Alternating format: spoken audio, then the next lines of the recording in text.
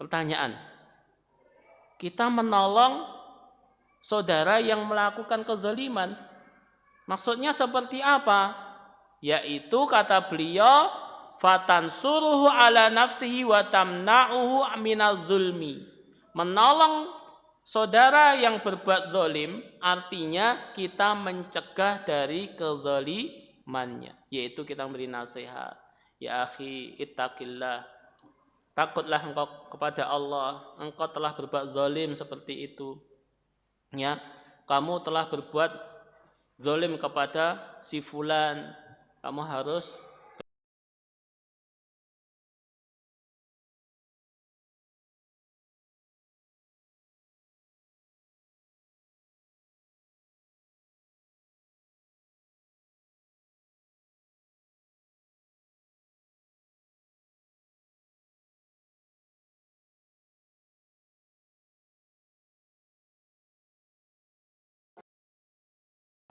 namanya kerjasama dalam dosa seperti itu.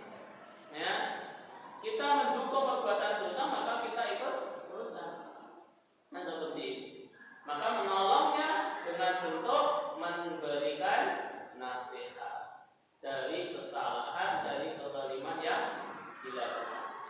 Adapun menolong saudara yang dizalimi, ma'ruf. Yang dizalimi pasti ditolong kan seperti itu, diselamatkan dari kezaliman yang dia terima. Ya, ini kita bantu, kita tolong. Ya, misalnya haknya diinjak-injak, ya kita tolong. Kalau kita mempunyai kemampuan berupa kekuasaan, ya kita gunakan kekuasaan kita untuk memberikan pertolongan kepada saudara yang dizalimi. Ya, maka ini harus diperhatikan. Ya, harus diperhatikan. Faqad akhraja Abu Dawud min hadisi Abi Thalhah. Di sini beliau membawakan sebuah hadis riwayat Abu Dawud dari sahabat Abu Thalhah radhiyallahu taala anhu. Anna Nabi sallallahu alaihi wasallam bersabda, bahwasanya Nabi alaihi salatu wasallam bersabda, "Ma min imri'in muslimin yakhdhulu ra'an musliman fi mawdi'in tuntahaku fihi hurmatuhu wa yuntaqasu fihi min 'irdihi illa qadalahu Allah fi mawdi'in yuhibbu fihi nusratahu." Tidaklah seorang muslim, ya, tidaklah dari seorang muslim dan saudara muslim yang lain dalam kondisi kehormatannya dicabik-cabik, harga dirinya direndahkan, ya, melainkan Allah pun juga akan membiarkan dirinya di saat dia membutuhkan pertolongan. Ini al-jazaa' min jinsil amal. Ya, tidak ada seorang muslim yang membiarkan muslim yang lain yang saat itu saudaranya sedang dicabik-cabik kehormatannya, direndahkan harga dirinya, melainkan dia pun kelak akan dibiarkan Allah di saat dia membutuhkan pertolongan. Kalau kita membiarkan saudara kita yang dizalimi padahal kita mampu, maka suatu saat Allah akan membiarkan kita di saat kita membutuhkan pertolongan. Maksudnya apa? Suatu saat kita dizalimi nggak akan ada yang bantu. Ini. Kalau kita bantu orang lain yang dizalimi, suatu saat kita dizalimi pasti akan Allah bantu lewat perantara orang lain. Al-jazaa'u min jinsil amal. Balasan tergantung dengan perbuatannya. Wallahu fi 'aunil 'abdi. Terus siapa yang hafal? Wallahu fi 'aunil 'abdi. Siapa yang hafal? Antum? Hah? Masa enggak hafal? Guys. Masya Allah, barakallahu fi, mumtaz. Wallahu fi 'aunil 'abdi ma kana al-'abdu fi 'auni akhi. Allah Subhanahu wa taala akan menolong hambanya selama hambanya itu menolong saudaranya. Maka kalau kita ingin ditolong Allah, tolonglah saudara kita. Niscaya Allah akan menolong kita. Karena sekali lagi kaidahnya al-jazaa'u min jinsil amal. Balasan sesuai dengan perbuatan. Kita suka menolong, suatu saat kita butuh pertolongan, Allah yang akan nolong. Lewat perantara orang lain. Maka banyak-banyaklah memberikan pertolongan dengan harapan kita senantiasa akan mendapatkan pertolongan Allah di saat kita dalam kondisi yang kepepet. Subhanallah. Nah ini.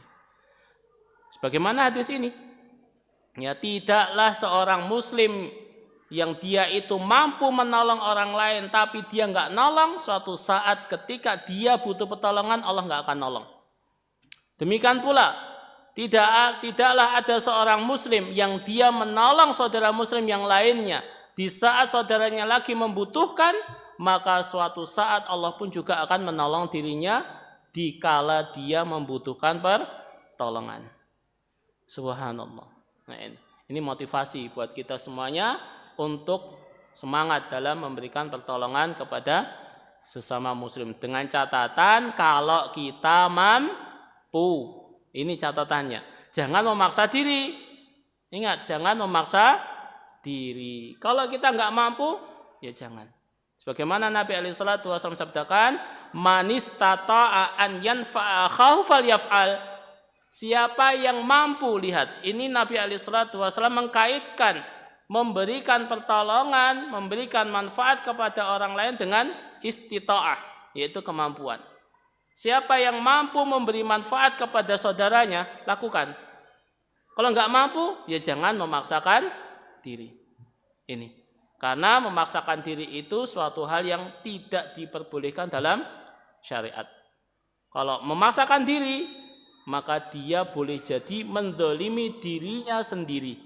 Karena sudah di luar kapasitas dirinya. Ini. Maka ini harus diperhatikan. Suatu contoh misalnya. Ada saudara kita yang tenggelam. Kita mau nolong nih, tapi kita nggak bisa renang. Kok nekat? Ya kita malas yang ditolong. Ya, malah menjadi rekan repot. Yang harusnya yang ditolong cuma satu, malah yang ditolong kita juga ditolong. Karena apa? Kita juga nggak bisa renang. Ya, nah ini. Maka kalau kita nggak bisa renang, ya jangan maksa menolong orang yang tenggelam. Ya, nolongnya apa? Lemparkan ban aja. Mohon maaf saya nggak bisa renang, ini ada ban, sudah. Atau panggilkan yang bisa renang. Jangan nekat, wah bismillah. Belum, malah kita sih mati duluan. Ya, ini namanya takalluf, ya, namanya takalluf, ya. Nah, ini yang harus diperhatikan jamaah, ya. Baik. Kemudian poin yang ketujuh. Kata beliau rahimahullah taala, sabda Nabi alaihi salatu wasallam, wala yahkiruhu. Nah ini bentuk yang lain. Ya, sebagai aplikasi perwujudan saudara muslim yang lain, persaudaraan muslim adalah kita nggak boleh meremehkan, nggak boleh merendahkan saudara muslim yang lain. La yahkiruhu, janganlah dia meremehkannya. Maksudnya apa? Ihtiqarul muslim li akhihi nasyi'un minal kibri. Pertanyaan, kenapa Nabi SAW melarang kita meremehkan, merendahkan orang lain? Jawabannya, karena merendahkan itu berasal dari sifat sombong. Tidaklah orang itu merendahkan orang lain, melainkan dia merasa tinggi, merasa lebih daripada orang itu. Ini. Sebagaimana yang dikeluarkan oleh Imam Muslim dari hadis Ibnu Mas'ud radhiyallahu taala anhu, anna Nabiya sallallahu alaihi wasallam qaal, Nabi alaihi salatu wasallam bersabda, al-kibru batrul haqqi wa ghamtun nas. Kesombongan itu batrul haqq, menolak kebenaran dan merendahkan manusia. Inilah parameter orang itu dinamakan sombong. Bukan dengan memakai baju yang indah, bukan memakai baju yang mahal, itu bukan sombong. Namanya duwe ya terserah toh, iso mampu beli ya. Mampu membeli baju yang harganya 1 juta, ya silahkan, duwe duit. Ya kan? Ya. Kecuali kalau nggak punya uang. Nah, ini hanya gara-gara apa? Pengen penampilannya biar oke. Circle-nya adalah circle orang-orang kaya. gengsi kalau enggak berpenampilan, memaksakan diri utang-utang hanya untuk beli baju seharga 1 juta. Biaya pas-pasan, jiwa sosialita. Nah ini bahaya, repot ini. Ngesakne suamine, ya. Ini wahai ummahat, jangan punya jiwa sosialita. Ya. Punyalah jiwa yang zuhud, yang qanaah nrimo ing pandum. Ya. Kalau dikasih suami 1 bulan 2 juta, alhamdulillah. Lebih-lebih syukur-syukur dikasih 5 juta. Ya. Alhamdulillah. Ya. Nek kurang, ya berdoa sama Allah, ya Allah naikkan gaji suami saya, itu kan beres. Nah, Ustadz, saya dikasih suami cuma 500.000, alhamdulillah. Berarti harus bisa pinter-pinter ngatur keuangan, ya. Ya raketang sayur asem bendino ora apa-apa. Ya, sayur asem kan paling murah meriah itu, ya. Sayur asem lauk tempe. Ya, nek tempe kerupuk, wis enak iku. Ya. Nah nek sayur asem kurang ya wis sego kecap, wis enak iku. Ya. Alhamdulillah. Ya disyukuri aja. Ya. Tempe itu terasa daging kalau disyukuri kan gitu ya. Masya Allah. Ya. Pemeneh nek rasane pas luwe, walah lah, mertua lewat ora ketok. Iya kan? Ini kalau sudah bersyukur itu luar biasa. Nah, ini makanya kuncinya adalah syukur, ya. Baik, ikhwatifidin azakumullah. Jadi ini parameter kesombongan, yaitu menolak kebenaran dan merendahkan manusia, bukan berpenampilan yang bagus, bukan berpenampilan yang good looking, ya. Berpenampilan good looking itu bukan terus sombong. Wah, iki lho sombong. Lho kenapa? Ke lho. Nah, bajuke selalu anyar. Masya Allah. Ya mampu lah apa-apa. Ya, ini tiap hari ganti-ganti. Senin merah, Selasa hijau, Rebo apa meneh. Ya duwe, ora masalah kan gitu. Nah, ini. Kecuali kalau orang itu dikasih nasihat. Iki nyapa urusanku. Lah ini sudah sombong ini. Kalau dikasih nasihat kok malah urusanmu, ojo ngurusi aku. Nah, ini namanya sombong, sudah. Ya akhi, antum kalau makan itu pakai tangan kanan. Ya tanganku dhewe kok nyapa? Wah, wis sombong nek kuwi. Ya.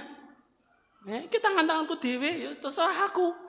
Mau pakai tangan kanan, tangan kiri, pakai kaki, ya terserah aku. Lah ini sudah sombong seperti itu. Ya. Nah, demikian juga orang tua kalau dinasihati anaknya di sekolah, diajari di kelas, kalau makan pakai tangan kanan, di rumah diamalkan, lihat bapaknya pakai tangan kiri. Pak, katanya ustazah kalau makan pakai tangan kanan, itu kan kata ustazahmu. Nah ini sombong, orang tua sombong.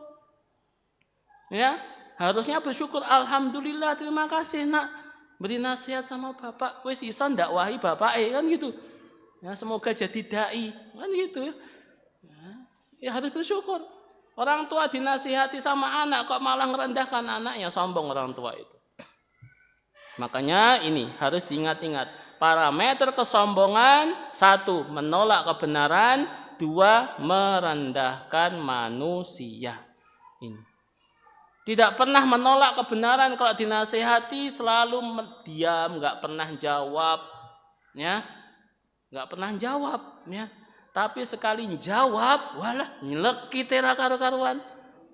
Ya, ada enggak orang seperti ini? Ada. Kalau dikasih nasihat itu mesti diam, memperhatikan. Tapi begitu satu kata yang keluar dari lisannya langsung membuat diam orang yang memberi nasihat. Kenapa? Jelek. Nyinggung hati ini langsung. Wes kapok aku memberi nasihat dia. Ya, subhanallah. Ini ada tipe-tipe orang seperti ini. Ya, maka harus diperhatikan baik-baik. Ya, ini kita sering merendahkan orang lain. Wah, ini sombong. Ya, Ustadz atasan menegur bawahan. Ya, lihat dalam menegur jangan meremehkan dia. Oh, dasar. Nah, kalau sudah dasar itu sudah berarti sombong. Ya, kalau negur ya negur kesalahannya. antum jangan seperti ini kerjanya seperti ini. Nah, ini enggak masalah. Memang kewajiban atasan mengarahkan bawahannya. Tapi kalau dasar, nah ini sudah ya, anaknya salah, orang tuanya kalau nasihati, wah, digoblok-goblok nih. Lah ini bahaya ini. Orang tua yang sombong. Ada enggak orang tua kayak gini? Ada. Anaknya dibodoh-bodoh nih, dibahlul-bahlul nih, ya. Bahlul apa sih? Ya anak-anaknya dewi dibahlul, berarti bahlul sapa? Wong tuane kan gitu. Lah ini anaknya sendiri dilalani bahlul, berarti turunannya sapa? Turunannya orang tuanya, berarti orang tuanya lebih bahlul. Kan gitu. Nah ini subhanallah, ini harus diperhatikan jamaah. Kata beliau, fal mutakabbiru yanzuru ila nafsihi bi ainil kamal. Orang yang sombong itu selalu melihat pada dirinya lebih sempurna dari orang lain. Wa ila ghairihi bi ainin naqsi, dan melihat orang lain lebih rendah dari dirinya. Fayahtaqiruhum wa yasdarihim, sehingga dia pun meremehkan dan mengecilkan orang lain. Wala yarahum ahlan, dan melihat orang lain itu tidak pantas untuk melakukan hal itu. Li'an yakuma bihukukihim, dan dia tidak menegakkan hak-hak mereka. Wala an yakbala min ahadihimil haq idza raddu alaihi. Nah ini, jadi tidak melakukan hak-haknya, tidak memenuhi hak-hak orang lain. Nah ini termasuk tindak kesombongan. Ini harus diperhatikan jamaah.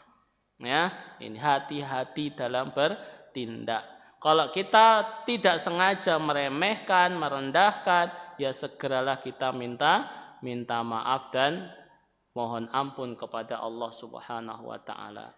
Kemudian poin yang ke-8 kata beliau, qaluhu at-taqwa hahuna wa yushiru ila sadri salasan. Sabda Nabi alaihi salatu wasallam setelah menyebutkan poin-poin di atas, tidak boleh meremehkan, tidak boleh membiarkan, tidak boleh menzalimi, maka kata beliau at-taqwa hahuna, takwa itu ada di sini. Wa yushiru ila sadri salasan, beliau mengisyaratkan ke dadanya 3 kali. Kata pensyarah di sini, fihi isyaratun ila anna akramal khalqi indallah man ittasafa bittaqwa la bil jahi war riasah wal mal. Perkataan Nabi di atas sebagai isyarat bahwa makhluk yang paling mulia di sisi Allah adalah siapa saja yang mempunyai sifat ketakwaan, bukan semata-mata karena kedudukan ataupun jabatan yang dia miliki atau banyaknya harta yang dia kumpulkan. Ya, peh sugih berarti takwa, bukan. Ya, itu atasan berarti lebih takwa, bukan. Kalau ketakwaan itu dinilai dengan kekuasaan, dengan harta benda, niscaya Firaun lebih bertakwa daripada Nabi Musa. Ya.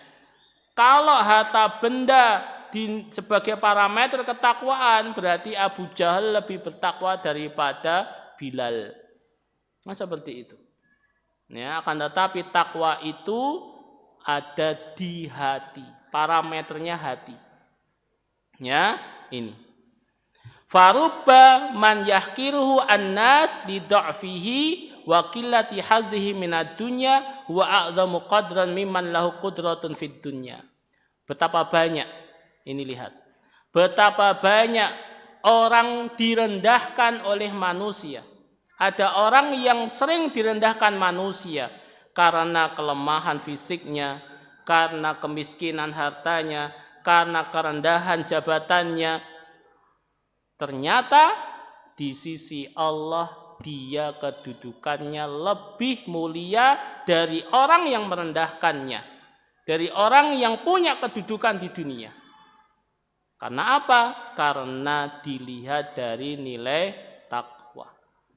Ya, ingat sekali lagi, takwa itu parameternya ada di hati, bukan dilihat dari banyaknya harta, tingginya kedudukan ataupun jabatan. Allah berfirman, inna akramakum indallahi atqakum. Sesungguhnya yang paling mulia di sisi Allah adalah yang paling bertakwa. Wa taqwa asluha fil qalbi. Ini catatan penting.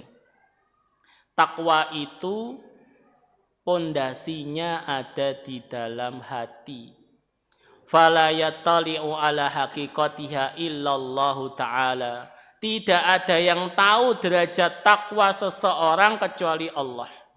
Makanya Allah berfirman, fala tuzakku anfusakum. Kemudian apa? Huwa a'lamu bimanit taqa. Janganlah kalian mentazkiyah diri-diri kalian. Enggak boleh kita merasa ujub, enggak boleh kita mentazkiyah diri kita. Kenapa? Karena Allah yang lebih tahu siapa yang paling bertakwa di antara kalian. Huwa a'lamu bimanit taqa. Allah yang lebih tahu siapa yang bertakwa di antara manusia hamba-hambanya. Kita enggak boleh mengklaim saya lah yang paling bertakwa, saya yang paling baik, saya yang paling dengan merendahkan orang lain. Ingat, Allah yang lebih tahu siapa di antara kita yang paling bertakwa. Khatifiddin azakumullah. Kemudian kata beliau, wahina idzin faqad yakunu mimman lahu suratun hasanah au jahun au riasatun fid dunya qalbuhu khalin minat taqwa. Saat ini terkadang ada orang-orang yang dia punya fisik yang bagus, suratun hasanah, bentuk fisik yang sempurna kalau menurut pandangan manusia. Wah, ganteng, ya, tinggi gede, tinggi besar, ya, alisnya apa? Mepet. Nah, alis mepet kan wah identik sing ganteng lah. Irungnya mancung 5 cm. Masya Allah, enak pora tidak ada di Korea. Wah, pokoknya dadanya bidang, wah sempurna. Ya, dia punya kedudukan, pinter lagi, punya apa gaji yang wah sudah M. Wah, naiknya apa? Wah, Ferrari. Wah, ya, Ferrari itu mobil yang paling mahal. Ada yang paling mahal? Wis paling top lah, ya. Wis pokoknya dunia dia cekel. Masya Allah, ya. Tapi qalbuhu khalin minat taqwa. Hatinya kosong dari takwa. Hatinya kosong dari nilai takwa. La haula wala quwata illa billah. Banyak orang seperti ini di zaman saat ini. Ya, dunia Masya Allah. Ya, duit itu kayak wis ngalir ya, wis mlebu wis. Ya, ketoke kerjane enteng tapi kok sugih. Nah, subhanallah. Tapi lihat, dia enggak ada nilai takwa dalam kehidupannya. Wa yakunu man laisa lahu syai'un min dzalik. Ada pula orang yang Masya Allah, dunia kerepotan. Ya. Direwangi tangi bengi, ya. Dodolan, gawe gorengan, wah pokoknya utek ya, ora iso leren. Dapur itu enggak pernah bersih. Ya. Wis disahi, lagi sak jam reget meneh. Wis pokoknya utek itu ya kadang ya enggak numpuk-numpuk kan gitu. Ya, kalah karo butuh. Ya, subhanallah. Tapi Masya Allah, qalbu mamlu'un min taqwallah, hatinya dipenuhi dengan ketakwaan kepada Allah. Dia bersyukur, dia qanaah, ya, dia senantiasa menggunakan hartanya dengan hati-hati. Ada nilai takwa, beda dengan yang pertama. Uangnya banyak tapi subhanallah. Ini dia sembrono dalam menggunakan harta. Baik itu dalam mendapatkannya, membelanjakannya, dia selalu enggak puas dengan apa yang dia miliki. Dia punya 1M, pengen 2M, 2M pengen 3M, terus orientasinya dunia, dunia, dunia, dunia, akhirat nol. Adapun yang kedua, hartanya pas-pasan tapi selalu bersyukur kepada Allah Taala. Fayakunu akrama indallahi ta'ala. Maka orang kedua ini lebih bertakwa, lebih mulia di sisi Allah Subhanahu wa ta'ala. Kenapa demikian? Simak hadis berikut. Nabi alaihi salatu wasallam bersabda, "Innallaha la yanzuru ila suwarikum wa amwalikum, walakin yanzuru ila qulubikum wa a'malikum." Rawahu Muslim. Sesungguhnya Allah Subhanahu wa ta'ala tidak melihat kepada bentuk tubuh kalian.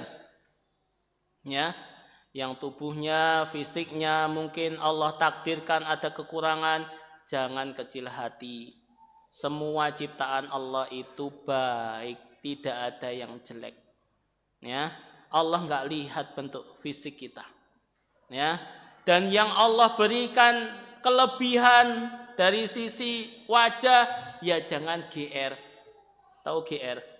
Ya. Ujub, ya, gede rumangsane, wah aku paling ganteng dhewe. Subhanallah. Ya, jangan terlalu GR sehingga selalu sisiran terus. Ya. Nah, ini laki-laki yang selalu sisiran itu hukumnya makruh. Ya, rambutnya obasiti bingung. Wah, kurang keren sisirine. Ya, nek pengen gak sisiran yo pakai minyak rambut sing bisa kaku. Ya, ini ben diterangin ra obah. Jadi ingat jamaah, laki-laki yang suka sisiran, sering sisiran, sitik-sitik sisiran itu hukumnya makruh.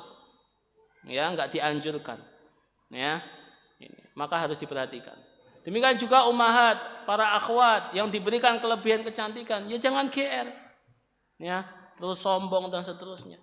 Enggak menggunakan kecantikannya itu untuk ketakwaan, enggak ditutupi, bahkan dibiarkan semua orang melihat. Subhanallah. Khususkan kecantikan anti kepada orang yang halal bagi anti. Ya, ini pangeran yang Allah pilihkan bagi anti kelak. Ya. Dialah yang berhak menikmati kecantikan anti, kan seperti itu. Jangan kau biarkan kecantikan anti dilihat semua orang, apalagi dipajang di medsos. Ya, sitik-sitik ceklik status, penampilannya begini, wah, pakai kacamata besar. Kan zaman sekarang kacamata ini gede-gede ya, riben lagi.